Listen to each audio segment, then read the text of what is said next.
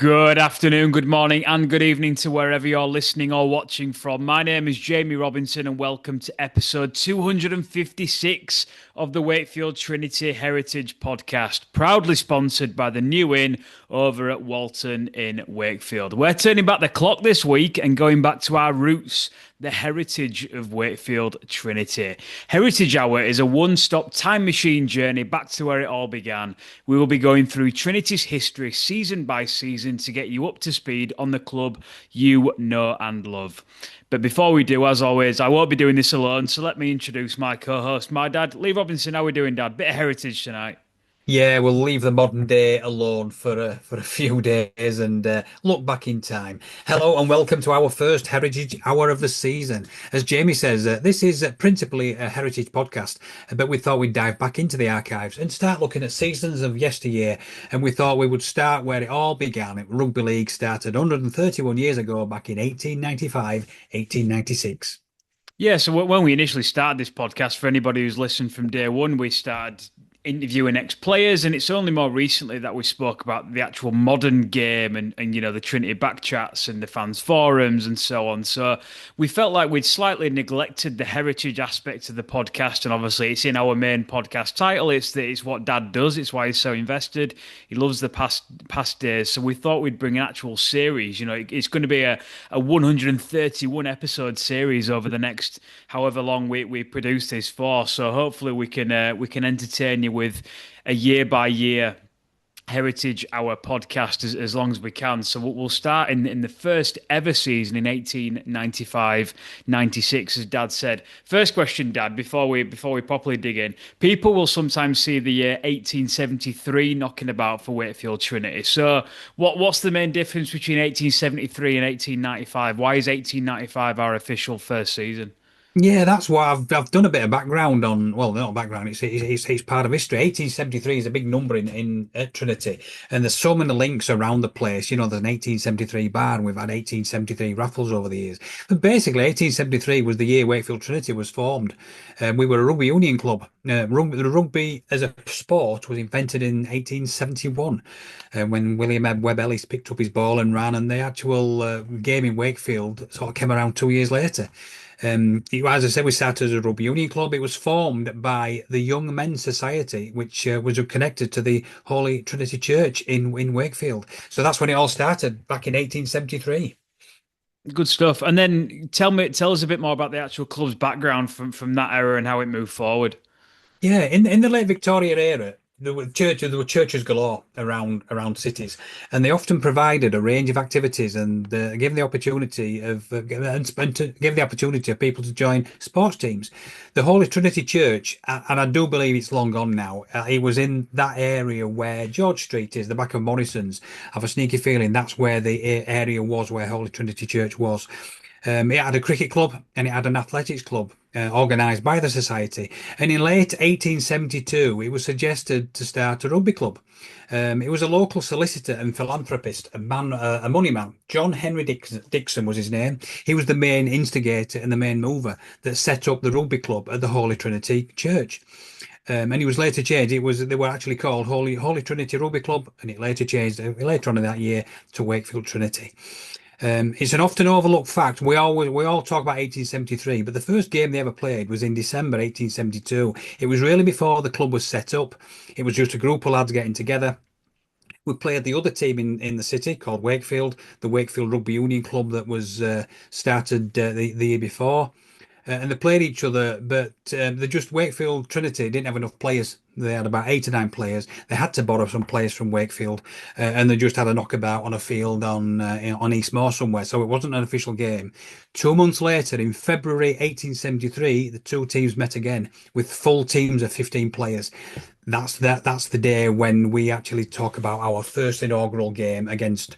So it was Wakefield Trinity against Wakefield Rugby Union team at East Moor in February 1873. So that's where it all started.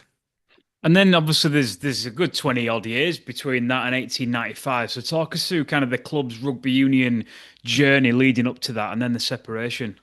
It could be a long podcast, not this one, but it's a podcast on its own, is the Rugby Union days. The more I research Wakefield Trinity, the more research comes out about Wakefield Trinity as a rugby union club and the rugby union game as a whole. Some of these rugby league clubs that played rugby union, we soon established ourselves as a big rugby union club in the late 1800s. Obviously, we started in 1873 and we played for 22 years.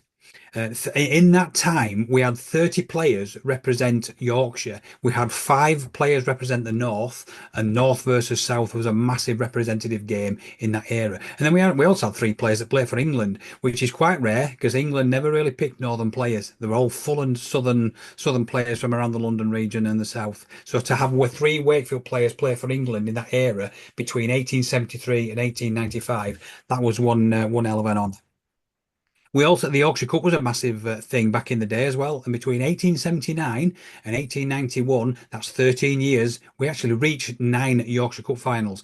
And it wasn't like the Rugby League Yorkshire Cup finals where you maybe had two or three rounds to get there. You had a lot of rounds. You had 6 or 7 rounds sometimes to actually get. There were so many clubs in Yorkshire, so we actually reached nine finals. We won four at the time. But as time went on, there was a schism, a sort of big gap that was growing between the northern and the southern clubs. And the Rugby Football Union at the time started to bring in stringent rules on professionalism, as in getting paid. So many players from the northern clubs worked in industry, and part of the working week was Saturday. So they had to have Saturdays off to play rugby. So the clubs wanted to pay the players compensation for their loss of earnings and loss of wages. But the Rugby Football Union deemed it unprofessional and wouldn't let them do it. The Northern clubs suggested all sorts of stuff, broken time payments, just some form of payment. So if they were leaving work, leaving the coal mines, leaving the factories Saturday at a time to play for Wakefield Trinity and the other Yorkshire clubs, they felt as though they needed compensation, sort of to compensate loss of earnings. But again, the Rugby Football Union vetoed it. It didn't go down too well at all because a lot of the southern clubs they didn't have to work Saturdays, the jobs they had, and it reached a height in 1888.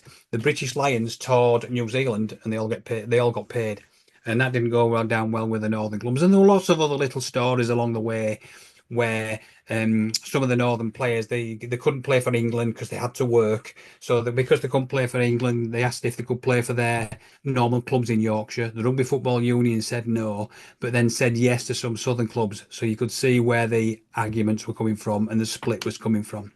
And it went on for years. After years of campaigning and with a limited and the Rugby Union Council was full of southern representatives and all the meetings were in London because the northern lads couldn't get down there.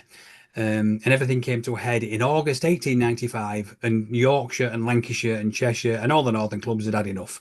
22 northern clubs decided to break away from the Rugby Football Union and form their own Northern Rugby Football Union. That was the birth of Rugby League in August 1895. And as well, it's easy to forget sometimes. Not like work is any easier these days, but the shifts that these guys were doing up north in the mills, in the mines, in really tough environments. They're doing 12 to 15 hour shifts, weren't they? In really tough, slugging environments. And I don't think women worked as much though. So if they were going to get time off, they needed to get paid, didn't they, for playing sport? Yeah, they probably only had 1 day off a week on Sundays as well. And that wasn't just in the 1890s. Back in when I was young, I remember Featherstone Rovers having a team full of coal miners, and they basically come up from the coal mine full of and turn up at the club and play for Featherstone Rovers, still mucky from the coal mines. And they often said if you needed a good scrum half or a good standoff in Featherstone, you'd just go to the nearest colliery and shout down a pitch shaft, and you'd find a good scrum half or halfback. So that was the story of Northern Rugby going back to these 1890s. So yes, it was hard work being a Northern worker back in the day. It's a different podcast, really, isn't it? But it shows how far the class divide in the UK actually goes back, doesn't it? Really. Absolutely, yeah. There was a good story. I watched something on Netflix. Not It wasn't rugby league orientated. Just going off story for a minute. Something called the English Game, and it was a very similar story to what we're talking about, but it was all linked to football and the big difference between northern footballers and southern footballers and the breakaway and the arguments and how a northern team won the FA Cup. So yes, there was a big divide in sport and in the social network as well. It's funny. I've got one. You know him, obviously. You've met him. I've got a good mate who's American, um, and America is very much their divide is more political and potentially even we could talk about racial divides. But he gets so confused by there being such a thing as a class divide. Class divide isn't as much of a thing in America. And when he came over here to visit, he just couldn't fathom a North v South or even a West against an East Yorkshire, having a bit of a separation like that. He just couldn't understand a class divide. But it's something that shows that it's so deeply rooted in the country's history, not just sport, but politics and arts and music. You can go all the way back. There is a massive class divide in the UK.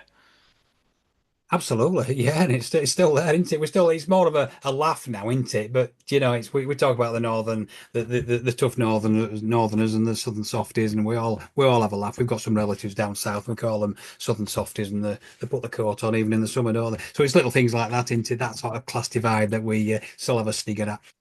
So what going back to this, the Northern Union, what was the first like league that was structured? You mentioned about these teams pulling away. What was the first league structured and who was in that league? It was all very done very quickly because the meeting at the George Hotel is a pivotal building in Huddersfield where rugby league was born, and that was basically where this meeting was with the 22 clubs. That was on the 29th of August in 1895, and basically within nine days they set up a full fixture list of 22 teams.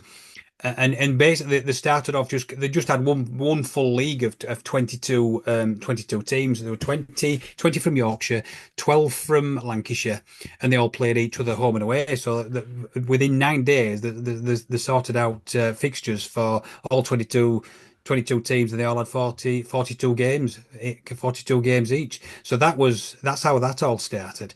Um, it was still actually played under rugby union rules, so they didn't have time to change too much. So because it was a rugby union game, they continued playing rugby union just under a new name of the Northern Union. You scored 3 points for a try, you got 2 points for a conversion after the try. Any penalty was 3 points, and if you got dropped a goal, it was 4 points. But they still had scrums, they still had line-outs, and they still had mauls. So that's how they sort of continue. It would gradually change over time. And a lot of people tried to make changes in that first year, but in that first year, it was like, no, let's get ourselves established first with these 22 teams. And oh no, there was 21 teams in the league. There was 22 teams broke away. I think it was maybe Dewsbury who decided to join later on. So they ended up having just 42 games in a season, 21 home and away. Yeah, I've got the league table in front of me now. It won't spoil anything by me reading out the end league table in the first ever league, but there's a few teams here that I just don't know, so you might have to help me with. Manningham won the league. Manningham's that in Bradford? That's Bradford, yeah. Bradford, yeah. Manningham won the league. Second down to eighth was Halifax, Runcorn, Oldham, Brighouse Rangers, Tildesley. Where's Tildesley? I have a sneaky feeling that's Manchester. Manchester, Hunslet and Hull. And then further down, you've got Lee, Wigan, Leeds, Warrington, and St Helens. So from eighth down to 14th, that's still Super League teams now, which is crazy. Hull, Lee, Wigan, Bradford, Leeds, Warrington, Saints. 15th was Liversedge, which is a WF postcode. Wakefield, that is. Widnes, Stockport, and then Batley. Wakefield finished 19th in the first season out of 22 teams, so not the best there, is it then? Huddersfield, Broughton, is that Manchester way? That's Manchester as well, yeah. Yeah, Broughton, and then Rochdale finished bottom. So that was your first lot of teams. And looking at the league table, it's just crazy how well how much it's split. The number of draws. Brighouse Rangers finished fifth. They had 42 games and drew nine of them. They almost drew as many as they lost. They lost 11. Wigan drew seven. Bradford drew nine. Rochdale finished bottom and drew eight. Obviously, there was a lot of low scoring games. We can come on to our games in a second, but Wakefield finished 19th, 13 wins out of 42 games, four draws, not as many draws as everyone else, and 25 losses. The only team not to draw a single game was the winners in Manningham. They won 33, lost nine, drew none. So maybe that was the secret to try and avoid the draws. But just those teams, Dad, it's crazy to look at. Obviously, a few of those teams are amateur teams or just non-existent anymore. But you see teams there: Hull, Lee, Wigan, Bradford, Leeds, Warrington, Saints, Wakefield, Huddersfield, and then you've even got Widnes, Batley, Hunslet, Oldham, Halifax. You know, it's funny, isn't it? How it's there's still a long history with these teams. And talking history, isn't it a shame? Because Halifax have been in existence all that time. They've been a founder member of the Rugby League world in 1895, and then they've suddenly gone belly up this year. All 131 years. I'm sure they'll come back, but it must be heartbreaking for Halifax. And these were Halifax were a powerful team. We'll go on to it a bit later on, but whenever Halifax came to Belle Vue in this era, it was our biggest attendance of the season. So that season went. So our first game was the 7th of September, 1895, and the last game was 29th of April, 1896. So kind of a reverse season, really. It went that way for over 100 years, September to April. I've looked at. I'll drip feed these in throughout the podcast, but just some important events around that time in the global scale. The first thing there's four big events, and there's some big events really when you think about it. I like to think of us as a spectator in that time. What was going on between September 1895 to April 1896? Big thing, November 1895 was the discovery of X-rays. So you talk about medical side of things. The German physicist Wilhelm Röntgen announces the discovery of X radiation, which obviously is now known as X-rays. Within months, UK doctors are experimenting with it, and newspapers are printing images of bones inside living hands. Many readers are genuinely unsettled by the idea you can now see through flesh. Now, I don't think it entered hospitals until a long time. You know, you can get an X-ray as quickly as you want now, but it's crazy to think over 131 years ago, during this time period as well. So we've got players playing, November 1895, we played Hunslet, Wigan, Lee, Rochdale, and Lee again in that time frame. And this discovery was happening. It blows my mind. I love stuff like that. And the second one, I'll do the 1896 ones later on, but in December 1895, so just 1 month later, was the birth of cinema. So it was the first ever cinema. The Lumiere brothers staged the first commercial public film screening in Paris. Moving pictures are now real, paid entertainment for the first time ever. And within a year, they'll be appearing in music halls in Britain. So you talk about cinema, going to the cinema and having an X-ray. You can get that done within an hour of each other, can't you? In real time now, if you really want to. But just to say, in 1895, in December 1895, the birth of cinema, and 1 month before the birth of X-rays, really, which is crazy, isn't it? When you think of timescales like that. Yeah, that's unbelievable, isn't it, when you think like that? I remember when MRI was invented. Obviously, where I was been in the medical world for 40 years. MRI, when I first started as a physio, there was no such thing as MRIs or scanners. We'd never heard of it. So I remember when that happened, and there was maybe one in the whole county. Now you get them in car parks, in hospitals and stuff. So yeah, I can imagine what X-rays. I bet we didn't see many in Wakefield for a few years. So talk us through this season. We've obviously spoke about the end, the league table there. Wakefield finished a miserable 19th out of 22 teams after 42 games. Kind of talk us through the season as best as you can. Yeah, well, you talked earlier about the draws. A lot of the draws were nil-nil. And basically, it was a very forward orientated game. The backs hardly ever saw any ball. So it was the forwards. They just kept having rucks and mauls like they do in rugby union, and then maybe get to the scrum half and even maybe kick it. So the standoff, the centres, the wingers, the full back hardly saw any ball, so they hardly scored. And it wasn't until later on that some of these flamboyant, your Huddersfields of this world started throwing it around a little bit and entertaining people. So it didn't seem a very entertaining sport in 1895. But the first game, we had our first two games were away, so we didn't play at Belle Vue for a couple of weeks. But the first game was at Bradford at Park Avenue ground, and we lost 11-0. So when I've done my heritage numbers, obviously the players that played in this game were the 1 to 15s. I'm gonna name them now. It's just I'm gonna fire through the names because these are quite a historic bunch of fellas who played. So when we look at Jazz Tavanga, who played at the weekend, and he was what 147, 1478, I think, off the top of my head.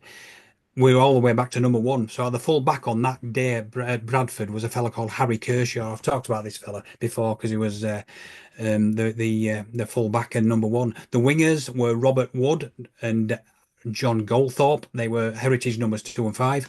Tommy Howell and William Gameson, two cracking centres, very similar to Ollie Pratt and Corey Hall now. When I've looked into them, sort of quite nippy, strong characters. Halfbacks were Edward Milsom and Jack Anderton. And Jack Anderton was a Wigan lad. I'm not sure how he ended up over here, but he continued from his rugby union days. That Bradford game was his one and only game for Wakefield. So they were the backs, and then we had 8 forwards. No set positions. We had no props, no hookers, no second rowers, no back rows. So these are Joseph Allchurch, John Eyre, John Day, Joseph Ducker, William Binns, Charles Crossland, William Varley, and Tom Westerby. So 15 iconic names. I know them well because I've researched them quite well because they're our first 15 players.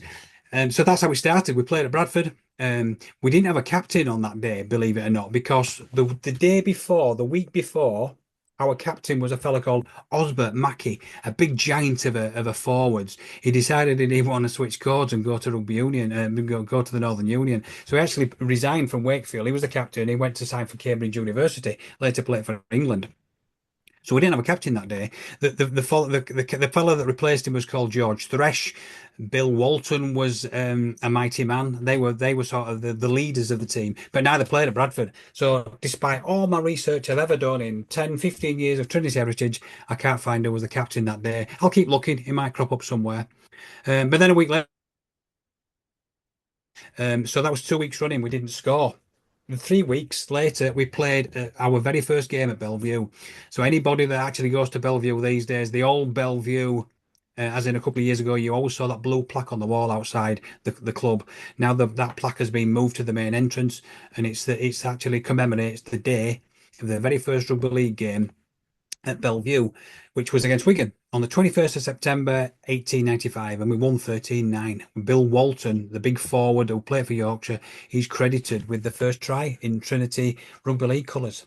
And then it was up and down. It was as the winter came, we still didn't score much. We had further defeats against these teams you mentioned, Brighouse Rangers, Manningham, and Oldham. We soon found ourselves in the bottom three of the league table, 22 teams. We beat Widnes, we beat Leeds, we beat Lee, but then we kept on losing again. The main issue is we couldn't score tries. Again, whether we were just a forward-orientated team and the backs never saw any ball. In those, in all our games that season, 19 times we were nilled. We thought 2023 were bad. 19 times no, 19 times in those first 26 games, would you believe? So we only actually scored in 7 games in our first 26, and we scored 13 tries in that time. Strangely, when teams were struggling in the mud and the rain, and the weather, it's miserable now with the wind and rain of with in 2026. Back in 130 years ago, it really was mucky, muddy, foggy and smoky was the city, and every game seemed to be raining and muddy. So that was probably a problem where you couldn't really play open rugby. Strangely, when that weather came, Trinity improved and we won 7 games out of 11 in January and February. When the weather changed again and the sun came out in the spring, we lost all 6 games. And we lost we actually lost a fair few. We lost 7 on the trot, and we just had 2 more wins throughout the season. And again, it was a strange one because we hardly scored any tries all year long. But we played Huddersfield in the second to last game of the season. We beat them 24-8. We scored 8 tries and missed all the goals. So we've probably scored more tries in that game than we had done in the previous 3 months. And we actually, the week before, we played Oldham and beat them 16-5 and scored another 4 tries. So we scored about 12, 13 tries in 2 games, which seemed very strange, the fact that we'd hardly scored any all season long. Why we suddenly start throwing the ball out with the season nearly over, I've no idea. So that was the story of the season. We played 42 games. In January. We drew 0-0 with Bradford. We drew 0-0 with Rochdale. We drew 0-0 with Widnes, and we just didn't seem to be able to score many tries. So that was the story of our season, really. And there was no cup competitions, were there? It was just the league, and that's it. No, nothing. Challenge Cup was created 2 years later, and the Yorkshire Cup was a year later. So I think they just wanted to get through the league program, get some games played, get some money earned, get some spectators through the doors, build up the receipts, and nobody ever thought of any cup games just yet. You've touched on a few of the players there, but are there any other standouts, any other names that we're going to end up talking about in the next couple of these Heritage Hour podcasts? There's no Hall of Famers in this team. I think because a lot of them, because we weren't very good. Obviously, we were third off the bottom, fourth off the bottom. But there's a lot of names that I've sort of researched and looked into. We mentioned Osbert Mackey. That was the first one I was going to mention. He never actually played, so he's not got a heritage number. But he was the club captain who decided he didn't want to play and went off to Cambridge. And then a fellow called George Thresh became club captain. I met a family a couple of years ago in my physio world. I met a fellow called George Thresh. And I asked him whether he had a relation called George, and he'd never heard of him. And I thought, with a name like that, there can't be many Thresh families in Wakefield, and it's Thresh. So if anybody knows anybody, give us a shout, because he was our first club captain 131 years ago. So in our 42 games, we actually played with 45 different players. It seems when you research these, it seems very much like amateur rugby league now, as in Stanley Rangers, Eastmore. Players came and went.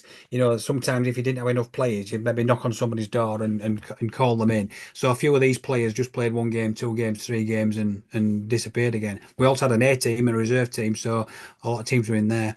But a fellow called Jack Allchurch, he out of 42 games, he played 40. He was a big, powerful forward who just trundled around week in, week out. We had a very workman-like pack of forwards, a lot of big lads. Bill Walton we've mentioned, George Thresh we've mentioned. Arthur Price was another one, John Eyre, Dick Dawson, Arthur Morehouse. These are the fellas that played in, week out. They all played over 30 games. Arthur Morehouse was also a goal-kicking forward, which was quite rare. Quite rare now. Stuart Dickens, our old mate, who was the welfare officer at Trinity, he was a goal-kicking prop as well. Not many around. In the backs, we had a fella called Benjamin Todd. He was the fullback. Three quarters of Horace Price, Dickie Lockwood, Tommy Howell. Dickie Lockwood, he's a podcast all on his own. He's a fascinating character. He was a signing. He was the England in the rugby union days. He actually played for Heckman White. He played for Dewsbury. Played for Yorkshire. Played for the North. Played for England. Captained England. So he was that sort of player. Fancy a fella from Heckman White, captain in England in the 1880s. But that's when they started falling out with people, because he was selected as captain for England against Scotland in Murrayfield, or up in Edinburgh, and he couldn't go because of work. And that was the story where he asked whether he could play for his Dewsbury or his Heckman White team on the Saturday afternoon, because he couldn't get to Edinburgh. And they said no, but then they allowed a Southern player to do the same. So that was one of the sort of sticking points in the breakaway. But we signed Dickie Lockwood in 1895. I think he was about 28, 29, slowing down by then. But what a class centre. It's like us signing an old England captain now. He actually played 14 times for England in his rugby union days. So he was the star man. Our halfbacks were fellas called Josh Breakwell and Edward Milsom. And I know there's a Milsom family still knocking around Wakefield, because every now and again they contact me via the heritage site. So the Milsoms have kept going over the 130 years. We didn't sign many new people when a lot of these players actually came from local teams, as from your East Moors and your Castlefords and your Pontefracts. But every now and again, for some reason, we had some scouts down south, and I don't know why. But we signed a winger called Robert Wood from Kent, fellow Kent Warriors. We signed a forward called Joe Woodhead from Goole. But then we had six Welshmen. For some reason, six Welshmen all suddenly turned up at the club. They played for clubs called Abergavenny and Ebervale. I know they all came together. They all worked together. They all worked in the railways. And I do believe where the Costa Coffee is now, on the corner of Neil Fox Way, that used to be some railway docking yards or some railway sheds. I'm sure some old Wakefield historians might put me right, but they all worked there. They all worked in the railway sheds, not far off Belle Vue. This is my favourite one. William Davis, they call him. William Davis. Let me just have a quick look how many games he played. He actually only played 13 games, but his nickname was Hercules. So Hercules Davis. I don't know why. I think he was just a giant of a man. So everybody called him Hercules, and that was the chants from the crowd. For some reason, his friends called him Ilka. Ilka. So William Ilka Davis, aka Hercules, and that was his name that the crowd chanted week in, week out. So they were the sort of there's 42 names, but they were the crux of the players over the year. And just to paint a picture of kind of the region, Yorkshire and Wakefield at that time, it was a working class city, wasn't it? Working as it still is now. 20 to 30 shillings a week you'd be earning, and rent alone would be consume a quarter of that. I don't know what it would have been like then. Would it have been possible to own your own property then, or were you just renting off the state? Do you think? Or I was thinking, well, I'm not a massive social historian, but I know there's a lot of the houses were rented out, back-to-back yeah. terrace houses in Wakefield. I think you had to have a fair bit of money to earn your own a house back in 1895 in Wakefield. 1895, apparently, I don't know how this was measured, but it was the first year in ever that tea had replaced beer as the most commonly consumed drink in homes as well. Looking at the Yorkshire producers, around 25% of Britain's coal was produced in Yorkshire. A huge share of the wool textiles as well, much as the same as steel, obviously over in Sheffield, still is now. Air pollution was so severe in the mill towns that when whitewashing was hung out, it often turned grey within 3 hours.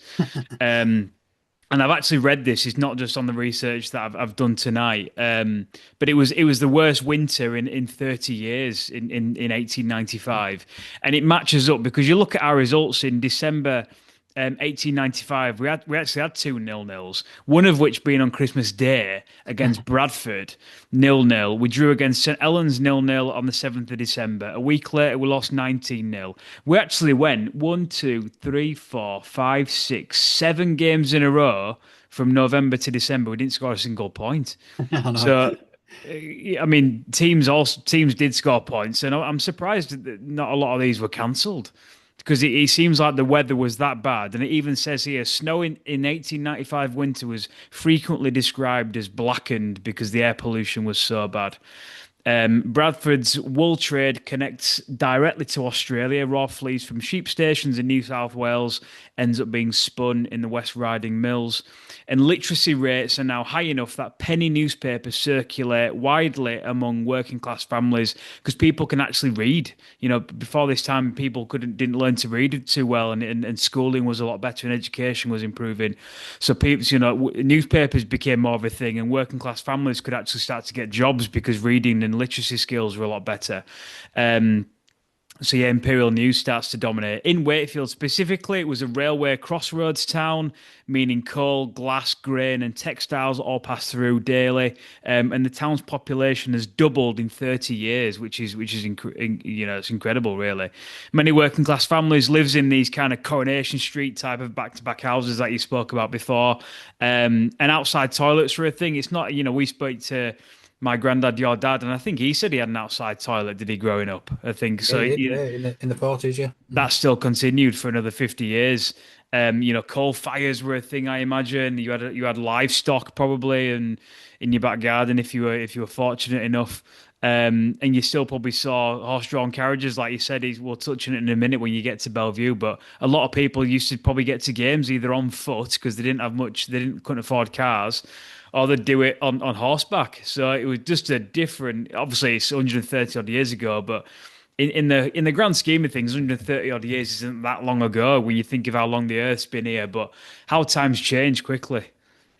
Yeah, and it's just when you go on about the weather, I'm just looking at the fixtures here. There wasn't one game postponed, so no matter what the weather, they played because they played every Saturday from September to April, and they played 4 times in Christmas week. They had the Saturday, Christmas Day was on a Wednesday, then they played on Boxing Day on the Thursday, and then they played on the Saturday. Easter was they played on Good Friday, Easter Saturday, and then Easter Monday. So they were just and just looking every Saturday was occupied with games. So they actually played in the rain, the mud, the snow, the frost. They just cracked on, and maybe that's why there weren't many points scored. But yeah, a tough era, wasn't it? Yeah, so tell us like what, because again, people that don't realize that when we played at Belle Vue in 131 years ago, it's still exactly the same location as it is now, isn't it? We're one of the very few teams, if not the only team, that still plays in exactly the same location they did do all 131 years ago. Tell us what it Exactly. was like. Tell us what it was like then. Yeah, exactly. There's a few, not so much arguments. I think it's just different research over the years. A lot of people, early researchers, had us down as playing not playing at Belle Vue until the 1880s. But I've sort of researched it back forwards, and there's some old books that's come to the fore. And we actually moved into Belle Vue in 1879. That was our first game, a year before Batley. So we're the oldest surviving ground in the rugby league.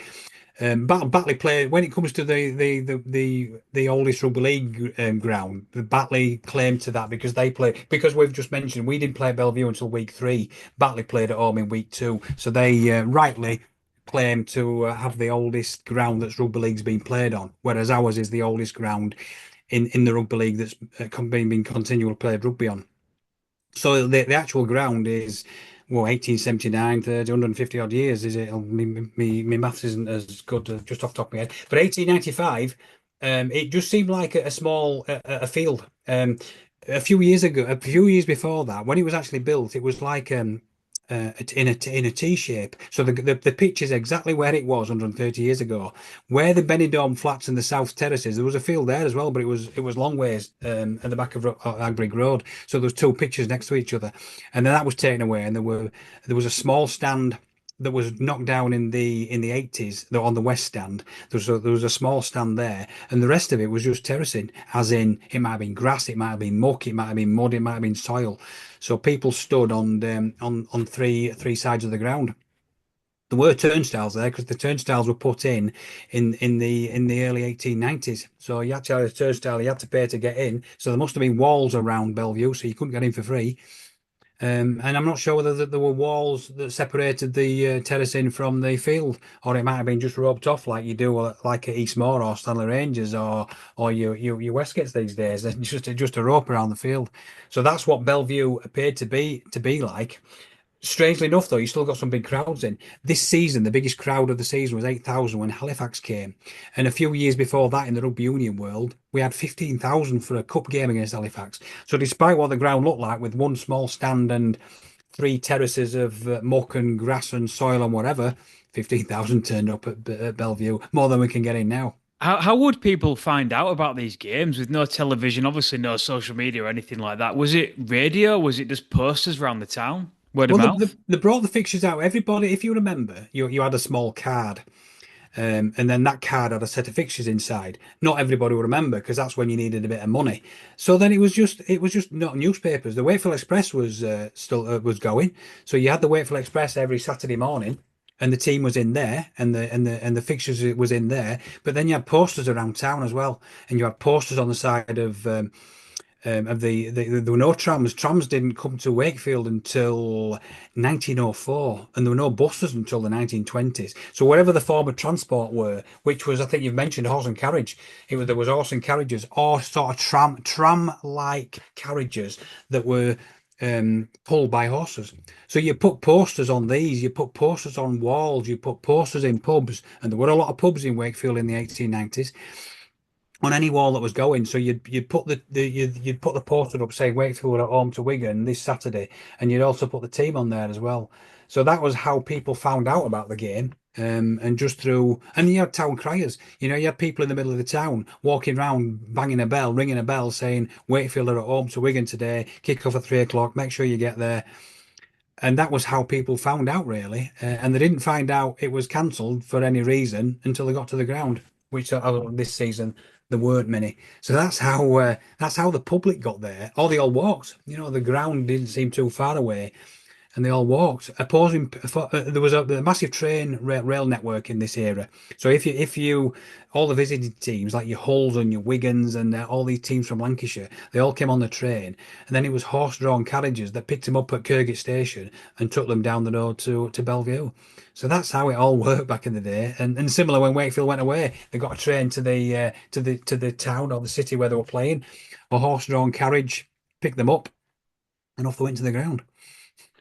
It's fascinating, isn't it? Really, you think back at just the last couple of major occurrences when during this time period. So in on the 1st of March, 1896, which again seems a lifetime ago, but it was actually happening during this season. We played the 29th of February, so it was the day before. Ethiopia defeats Italy in one of the most significant anti-colonial victories in modern history in the Battle of Adwa. Over 7,000 Italian troops are killed, and it shocks Europe so much that it is heavily covered in the British press because it threatens imperial assumptions about European military superiority.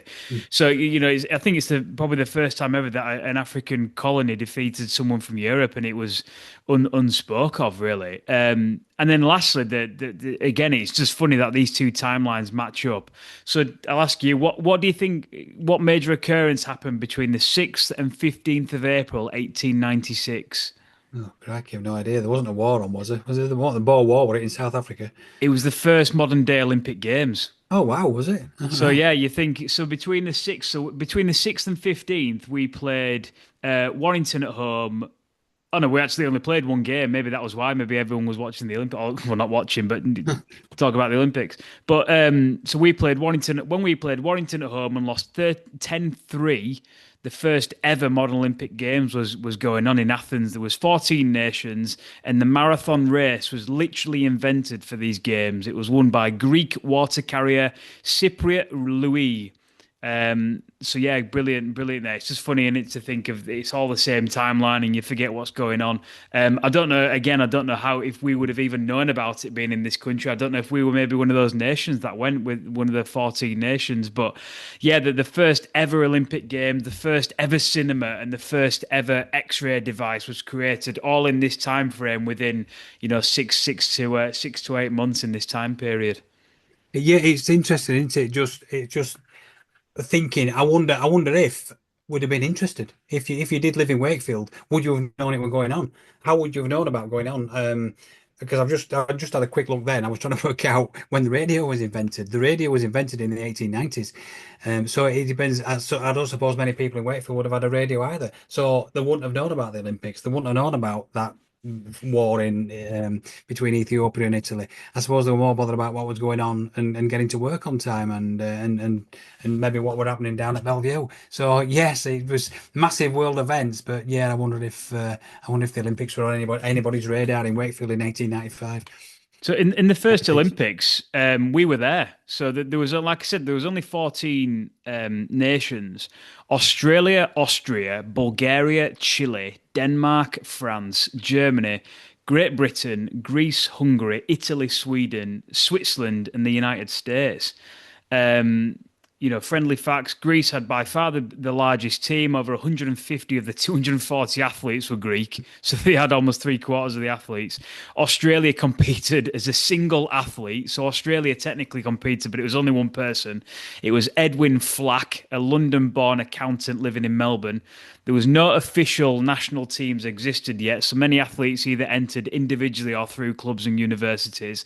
Like I said before, the marathon was invented for these games, inspired by the legend of a messenger running from Marathon to Athens in 409 BC.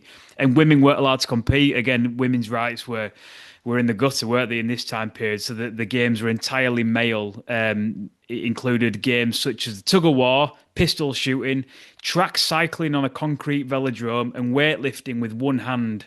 Um, these games happened just 8 months after the rugby split, meaning modern global amateur sport and professional northern sport are basically born at the same time, which is incredible. I'll just actually see if we actually won any medals. Because again, it's just funny that all these happen in this. You sometimes think, obviously, almost 100 years before I was born, 60, 70 years before you were born, you forget that these things happened at the same time. I always think it's funny when you read these things. Queen Elizabeth, the obviously our latest queen who's just passed away, Queen Elizabeth and Marilyn Monroe were born in the same year. Facts like that where you think, God, I didn't even realize that because the Queen lasted so much longer than Marilyn Monroe. Um, it's just funny. So yeah, so we won. So Great Britain won two golds. It was Launceston Elliott in the weightlifting and John Boland in the tennis. So yeah, there you go. America won the most. America won 11 golds. Greece won 10, Germany 6, France 5, Great Britain 2, and everyone else won. So we're sidetracking a bit, but that's what podcasting is about. It's not a linear podcast. It's just a bit of a heritage hour. So we talk about everything. But yeah, modern all that was going on in the same time period that Wakefield we're losing 10-3 at home at Belle Vue in April, and it's still funny. All these years later, 131 years later, Wakefield are still losing at home, and modern Winter Olympic Games are going on as we speak.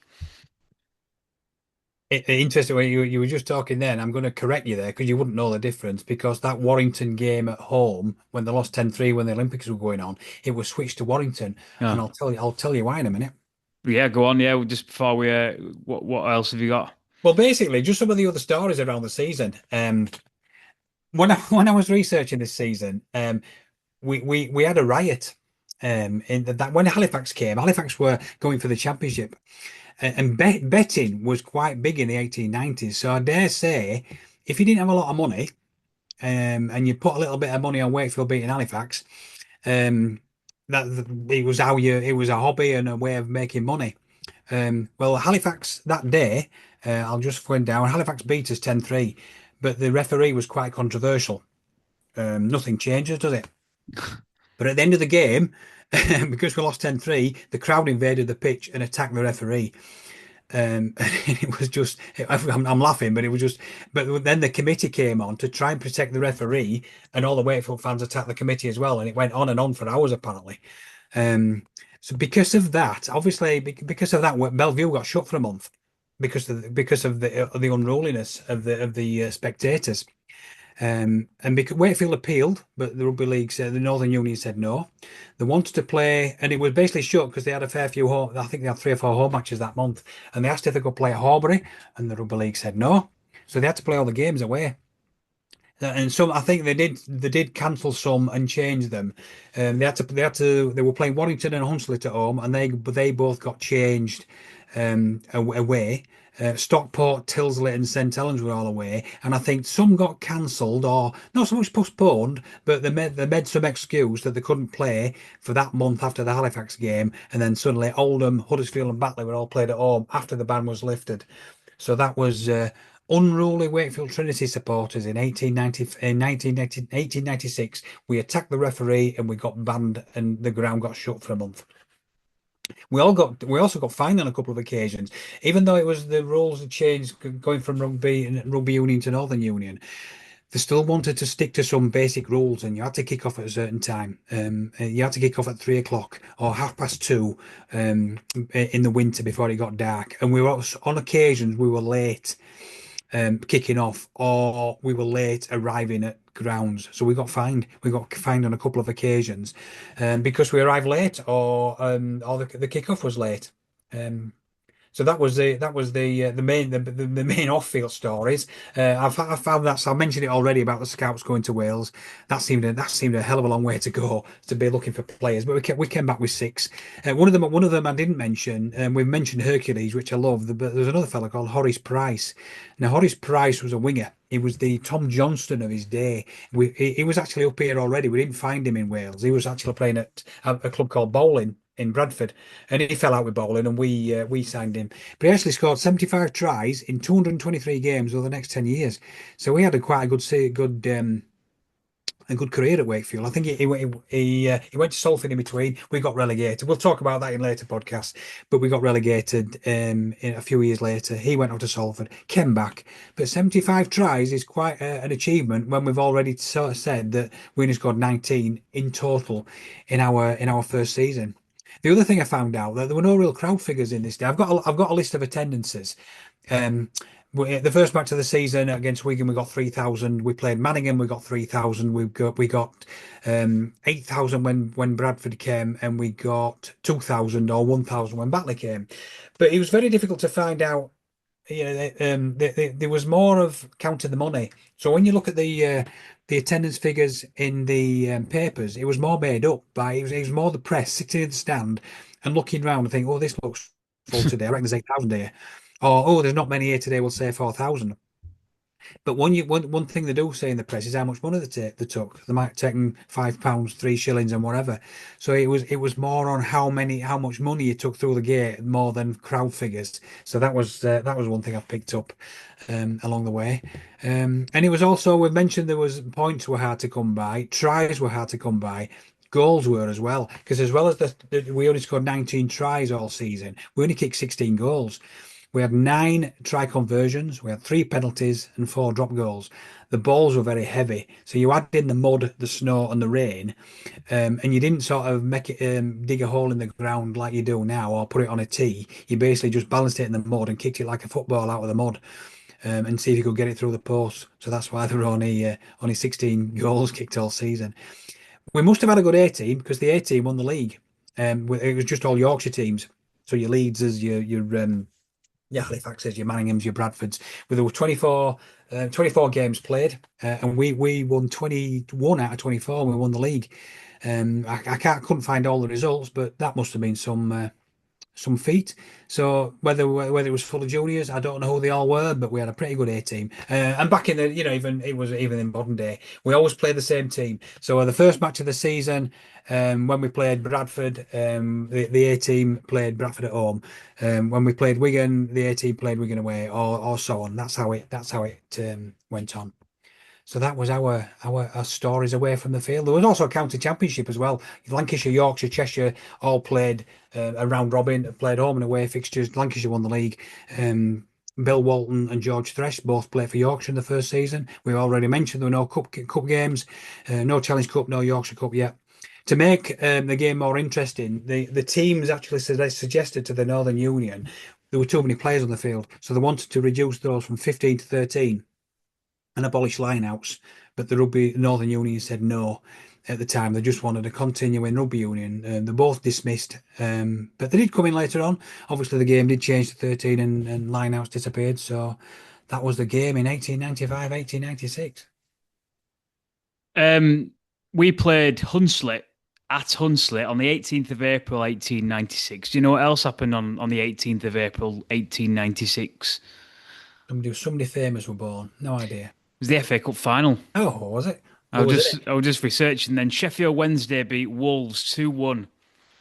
So it was 18th of April, 1896, at the Crystal Palace National Sports Centre, which was the regular final venue at that point. There was approximately 58,000 fans there, and Sheffield Wednesday won their first ever FA Cup. Fred Spikesley and Ernest Needham scored for Sheffield Wednesday, and Harry Allen scored for Wolves. This was Sheffield Wednesday's first ever FA Cup win. They'd only just been promoted back to the first division, so good time all round for Yorkshire. They won the FA Cup, and rugby league had just been born in the area. Because I was actually wondering, just before we fully start to wind down, what sport and what kind of athleticism would have been like for kids and young adults in this time period? Because you've written just a bit further down, because health and sanitation and poverty was rife. Life expectancy in Wakefield was around mid 40s, wasn't it? Yeah. 44, 45, 46. So these guys who were playing in Wakefield Trinity side were almost halfway through their life, if not already halfway through their life. So would it have been fair to say that? And obviously, rugby league was a brand new sport. Rugby in general was a new sport.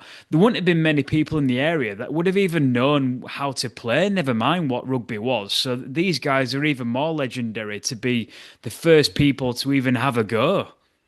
Yeah, I think a lot of them played rugby union beforehand. So a lot of these players did play for Wakefield Trinity in the rugby league, in the rugby union world in the 1890s, and then just transferred over. So I think they'd all had a good grounding. There were some junior teams in and around Wakefield as well. I think Wakefield Trinity ended up being the main team, but then you got other teams in Horbury and in Ossett, in and around the city, that played rugby. But yeah, it must have. I think. Well, look, again, I'm not a massive social historian, but I don't think, people were generally fit anyway because they had fit jobs. They didn't sit at desks like we do now. Food was healthy because you ate what you got. There was no sort of junk food like there is now. So nobody was overweight really, and nobody was obese. So the general population might not have been too healthy, but they were certainly fit and well and able to work. I've picked that little bit up.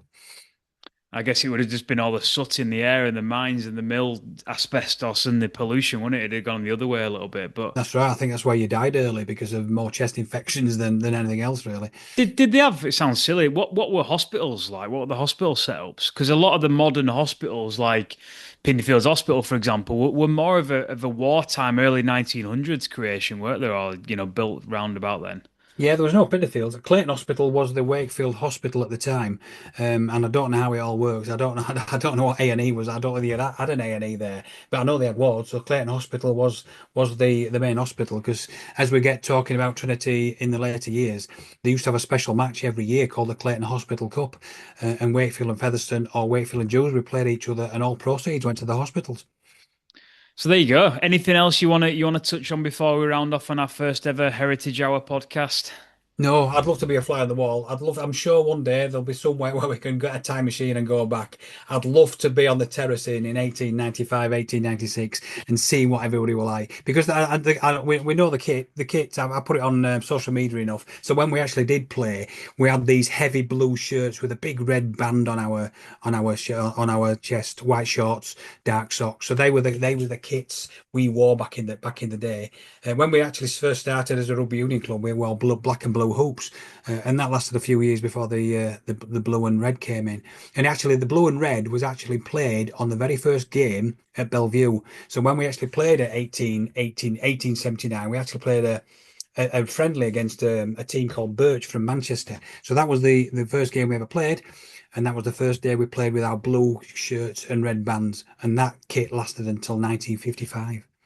So yeah, just to remind everyone, the league table that year, 42 games. Manningham won the league. Rochdale finished bottom. We finished 19th with 13 wins, 4 draws, and 25 losses. We had some big players then, like Joseph Allchurch, John Eyre, Horace Price, Harry Kershaw, Arthur Price as well in there as well. So Benjamin Todd. We'll talk about these guys the longer that we go on.